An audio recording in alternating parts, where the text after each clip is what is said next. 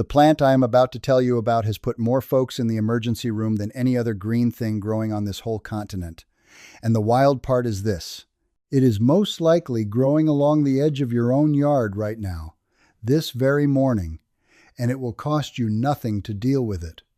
The careful, old way, while the bright bottle on the shelf at the big store costs you $12 to $20 every single season, season after season, forever, and still does not finish the job. Sit with that for a moment.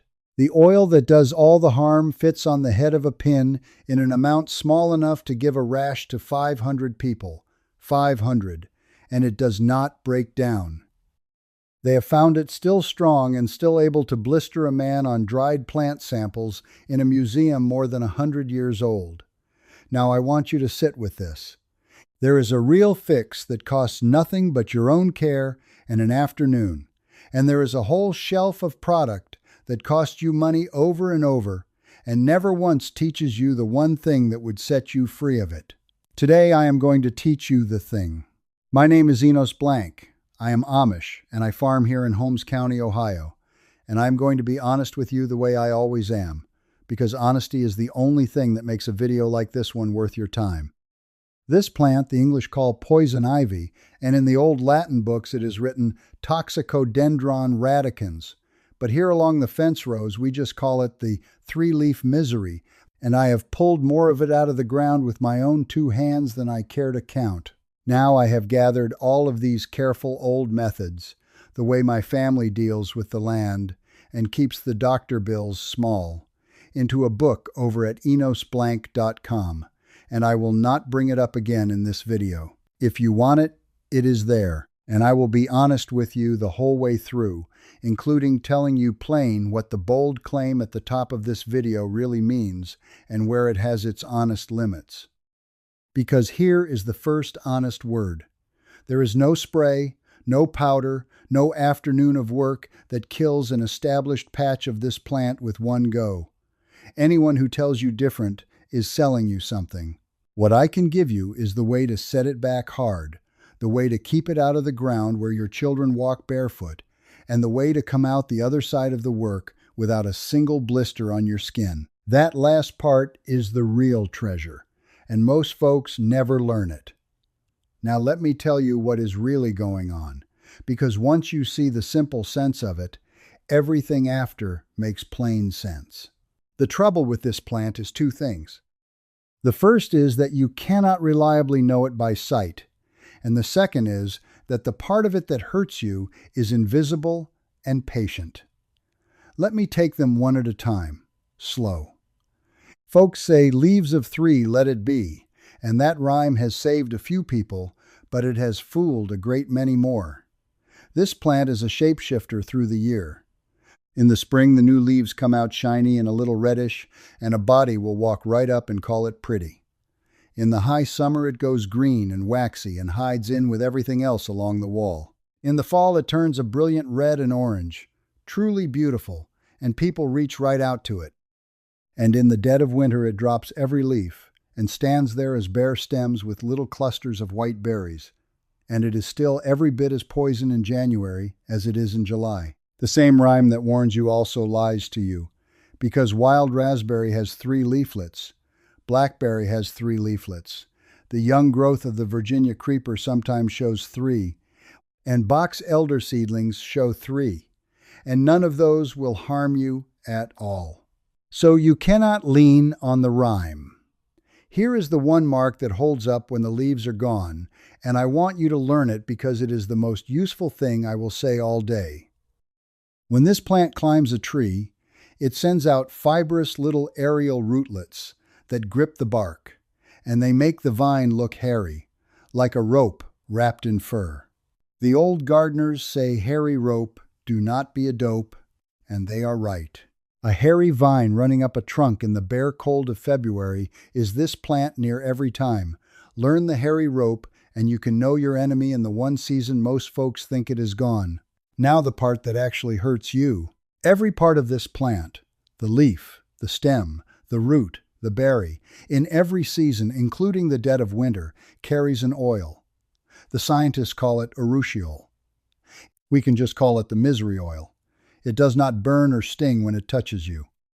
You feel nothing at all. It gets on your skin, and you go on with your day.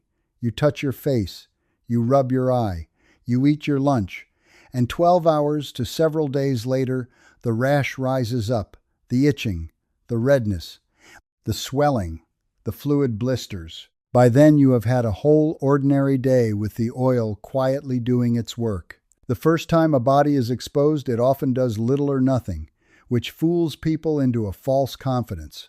And then each time after, the reaction comes harder.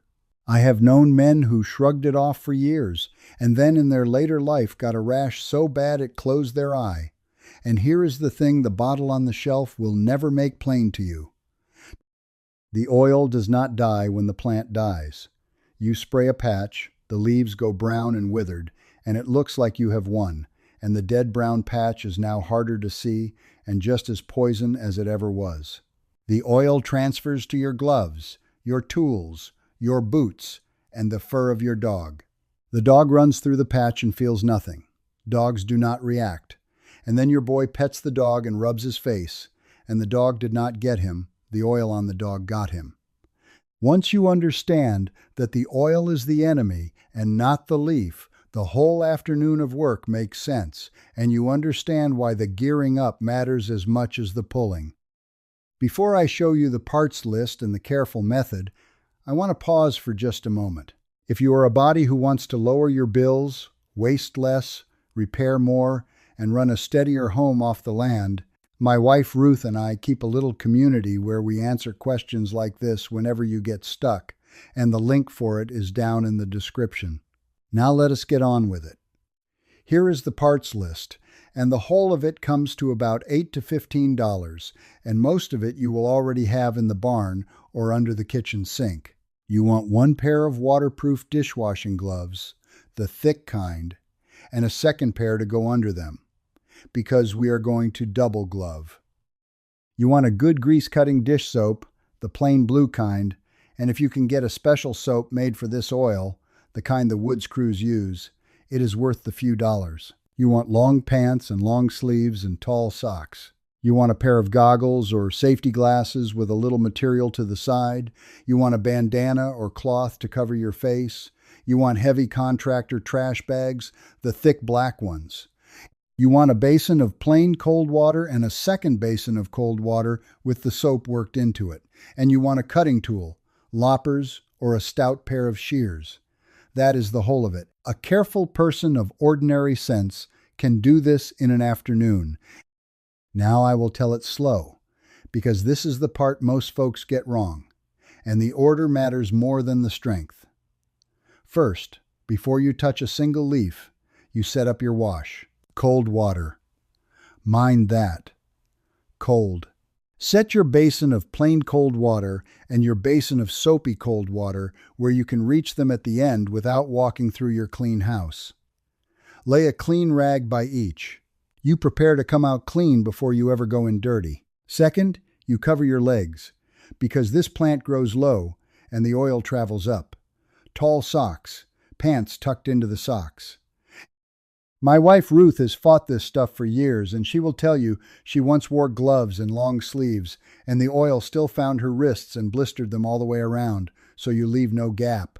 Third, you double glove. The underglove goes on first, and you tuck the sleeve over it, then the outer waterproof glove over the top.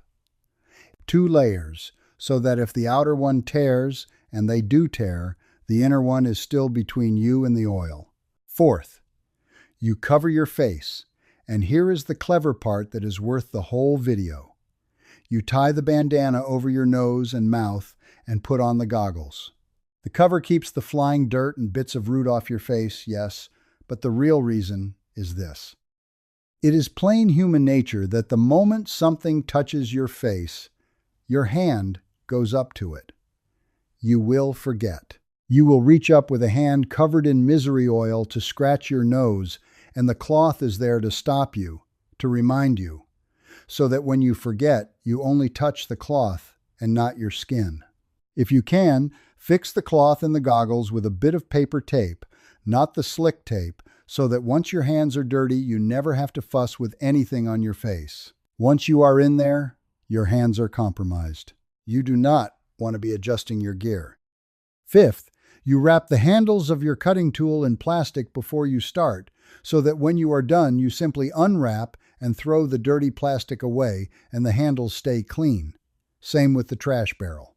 Line it heavy, all the way to the bottom, with the thick bags.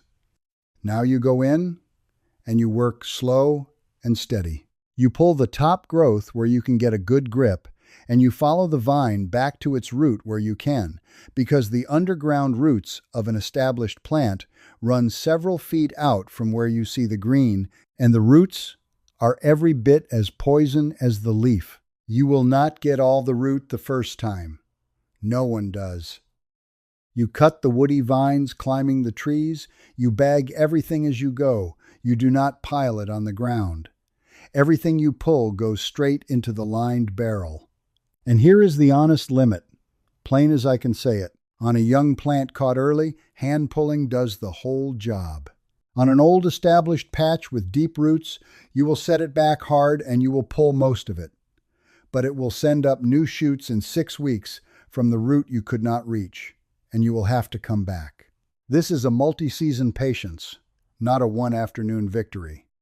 For the few big, stubborn roots you cannot dig out, the careful thing, and what Ruth does on our own place, is to paint a little herbicide with a small brush directly onto the cut root. Only that root, so that nothing else in the meadow is harmed. We will come back to why that matters in a moment. Now I must give you the safety word plainly, because this matters, and it has cost people their lives. There are 4 things you must never do with this plant, and I want you to hear all 4. Never burn it. Burning sends the oil up into the smoke, and breathing that smoke carries the misery oil straight into your lungs and your airway, and people have been hospitalized, and people have died from it.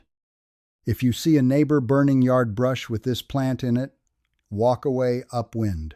Never run a string trimmer or weed whacker through it, because the spinning string turns it into a fine mist that goes in your eyes, your lungs, and all over your skin. The same danger as the smoke. Never mow it in the open, same reason. And never put it in your compost, because the oil keeps in the dead material and you will only be building a concentrated pile of misery to spread across your garden later. Bag it heavy and send it out with the trash. That is the only safe road. Now the most important part of the whole day, the coming out clean, because this is where folks who did everything right still get a rash. When the work is done, you assume everything on you carries the oil, and the worst of it is on your hands. So first, with your dirty outer glove still on, you peel off the outer glove of each hand and throw it away. Now your hands are cleaner. With the cleaner inner glove, you reach up under the hood and ease it back. You find the zipper of your suit or your top layer down low away from your face, and you peel the outer clothes off from the inside out, turning them inside as you go so the oil stays trapped inside. You strip the gloves last from the clean inside. Then to the cold soapy basin, scrub your hands and arms in the cold water. Mind it, cold, because hot water opens your pores and drives the oil deeper. Rinse in the plain water, and only now, with truly clean hands, do you take the cloth off your face, slow if you taped it. Wash your boots with the soap and a rag. And when you go in the house and take those boots off, you wash your hands one more time. Everything, tools, clothes, skin, gets the soap and the cold water the same day. Do not let any of it wait. Now let me tell you what is really going on with that bottle on the shelf, and who it is that profits. Walk into the big store and the poison ivy killers all carry one of 2 things: glyphosate, which is what is in some of the Roundup products, or triclopyr, which is in the brush killers. They work, more or less, but they need many applications because the root runs so far, and they kill near everything green they touch. I tried one of the fast ones once, the kind that promises you see results within the hour, and I will be honest, it did brown the leaves fast, in under an hour. But here is the honest truth of why. It was not the triclopyr doing that. The triclopyr is slow and takes days to reach the root. It was another thing in the bottle, an acid that burns the leaf tissue fast for show. The fast browning is theater. The real killing underneath still takes days and many trips. There is no single application that ends this plant, no matter what color the package is. So, here is the honest math. The bottle runs you $12 to $20, and because it never finishes the job, you buy it again next season. And the season after, call it $40 to $60 over a few years for a patch you could have set back yourself for the cost of the gloves and soap you already had. And if you hire a man to come spray it, you are looking at a service paid for over and over, because a patch killed once and for all is the single worst thing that can happen to a business built entirely on coming back. There is a great deal of money in selling a man a bottle he must rebuy forever, and a service he must pay for again every spring. There is no money at all in teaching him to gear up careful and pull it with his own hands and paint just the one stubborn root. So the simple, old, careful way sits quiet in farmhouses like ours, not because anyone hid it, but because nobody had a reason to teach it. And I will not stand in my field and tell you there is a room full of men somewhere plotting against your yard. It is not that. It is worse than that, and stranger. It is a thing that nobody had to sit down and arrange. The bright bottle had money behind it to put it on every shelf and on every screen, and the plain afternoon of careful work had no money behind it at all, so one got taught to everybody and the other got forgotten. That is not a conspiracy. That is just who has a reason to teach you and who does not. There is one more honest thing I owe you, because Ruth made me promise to say it. This plant belongs here. It is native to these woods, and those white winter berries feed dozens of kinds of birds through the cold. And the birds eat them and feel nothing, and then carry the seed all across your land, which is the real reason it keeps coming back no matter what you do. It is not an evil thing. It just does not belong where your children walk barefoot. So the goal is not to wipe it from the earth. On a wooded place you never will, and that is all right. The goal is to keep it out of the spaces where you actually live and move and play, and to leave the rest at the far edge of the property where the birds can have it. So here is what I want you to do this week, and start small. First, walk the edge of your yard where the mowed grass meets the trees, and look for the hairy rope on the trunks and the 3 leaflets along the wall, and just learn where your patches are. Do not pull anything yet. Just look, and know your enemy. Second, gather your gear, the 2 pairs of gloves, the grease soap, the long clothes, the goggles, the bandana, the heavy bags. Lay it by the door so it is ready. Third, on a calm, dry afternoon, set up your 2 cold water basins first, gear up slow in the order I gave you, and pull 1 small young patch from start to finish, coming out the careful, clean way. 1 patch. Learn the rhythm on something small before you ever take on the big one. Then come back and tell me in the comments how it went, and tell me what county you live in and how old your place is, because I read every single one. And if you have an old way your own grandmother or grandfather handled the 3-leaf misery, share it down below, because the little family methods are exactly the kind of inherited knowledge that gets lost when nobody writes them down. And the comments on this video are how we save them. The natural next step after today is the old careful way my people keep the briars and the bittersweet from swallowing a fence row, and I will show you that one next. If this helped you, you can be the one who never paid that bottle another $1 and never sat 2 weeks in misery again. That is not about being cheap. That is about being free, and about being careful with the land and the bees and the little ones who walk it. That is how the careful old folks did it. That is how it is still done in any farmhouse that remembers.